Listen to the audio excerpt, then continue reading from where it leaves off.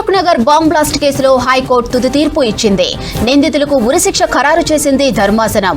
2013లో దిల్సుఖ్ నగర్ లో bomb blast జరిగింది. ఈ బాంబ్ పేలుళ్లలో 18 మంది అమాయక ప్రజలు ప్రాణాలు కోల్పోయారు. 150 మందికి తీవ్ర గాయాలవగా బ్లాస్ట్ కేసును ఎన్ఐఏ దర్యాప్తు చేసింది.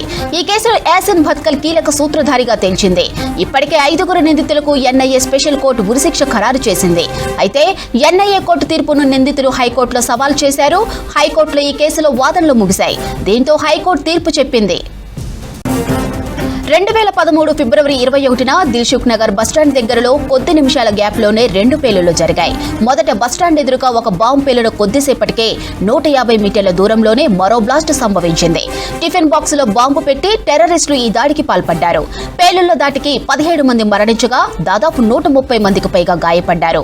ఇండియన్ ముజాహిద్దీన్ ఉగ్ర సంస్థ సహా వ్యవస్థాపకుడు యాసిన్ భత్కల్, యూపీకి చెందిన అసదుల్లా అఖ్తర్, పాకిస్తాన్ కి చెందిన జియావురా రెహమాన్, బీహార్ కు చెందిన తెహసీన్ అఖ్తర్, ఆజాద్ షేక్ కలిసి ఈ దాడికి పాల్పడినట్లు ఎన్ఐఏ దర్యాప్తులో తేలింది.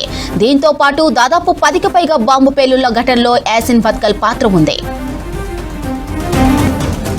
దీనికి సంబంధించి మరిన్ని అప్డేట్స్ ధనరాజ్ ఇస్తారు.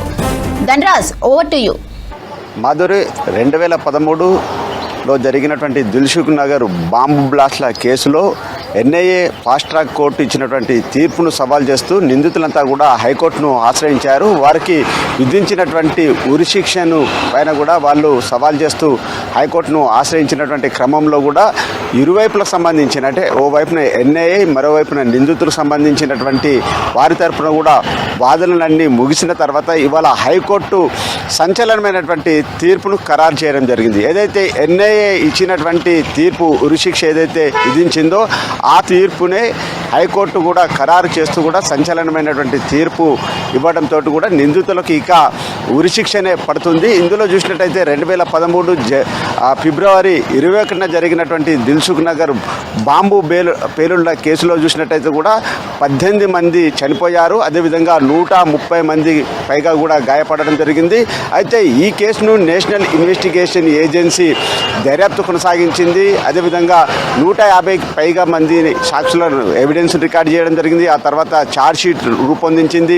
మొత్తం మీద ఇదంతా ఇండియన్ ముజాహిద్దీన్ చెందిన వ్యవస్థాపకుడైనటువంటి యాసిన్ భత్కల్ నేతృత్వంలోనే జరిగిందంటూ కూడా ఎన్ఐఏ దర్యాప్తు కూడా పూర్తిగా కొనసాగించి అందులో ఉన్నటువంటి సాక్షులను, సాక్ష్యాధారాలను అన్నింటిని కూడా ఫ్రేమ్ చేస్తూ కూడా ఇటు ఎన్ఐఏ ఫాస్ట్ కోర్టుకు అందించినటువంటి క్రమంలోనే గత 3 ఏళ్ల క్రితమే వీళ్లకు ఉరిశిక్ష ఖరారైంది. అయితే ఆ ఉరిశిక్షను సవాల్ చేస్తూ హైకోర్టుకు ఆశ్రయించినటువంటి క్రమంలో ఏదైతే ఎన్ఐఏ ఫాస్ట్ కోర్టు ఇచ్చినటువంటి తీర్పునే మళ్ళీ ఈరోజు హైకోర్టు వారికి ఉరిశిక్ష సబబు అంటూ కూడా ఇవాళ హైకోర్టు సంచలనమైనటువంటి తీర్పు వెలువరించింది. ఇందులో చూసినట్టయితే ముఖ్యంగా నిందితులు అసదుల్లా అఖ్తర్తో పాటుగాను A2గా ఉన్నటువంటి యాసిన్ భత్కల్, అదేవిధంగా తహసీన్ అఖ్తర్, అదేవిధంగా జియావుర్ రెహమాన్లు, అజాయిక్, ఈ 5 కూడా నిందితులుగా ఉన్నారు. మొత్తం బాంబు బ్లాస్ట్కు సంబంధించినటువంటి ఈ జంట పేలుళ్ళు దిల్సుఖ్ నగర్కు సంబంధించిన వ్యవహారంలో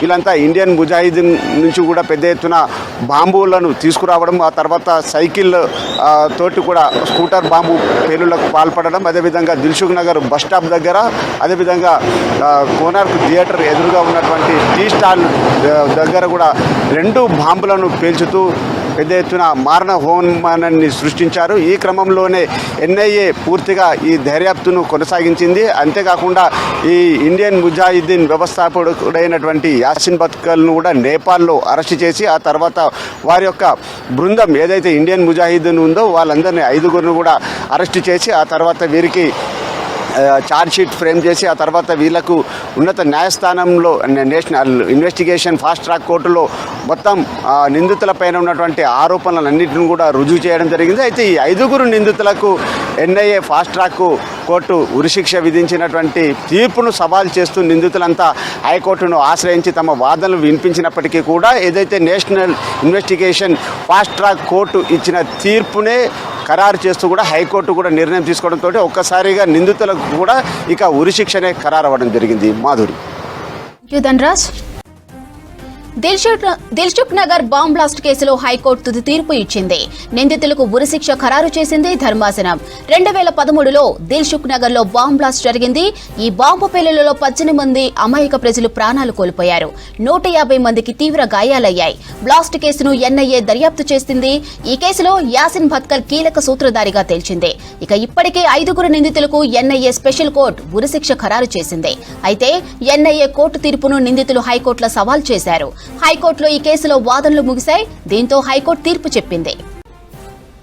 2013 ఫిబ్రవరి 21న దిల్సుఖ్ నగర్ బస్టాండ్ దగ్గరలో కొద్ది నిమిషాల గ్యాప్లోనే 2 పేలుళ్లు జరిగాయి.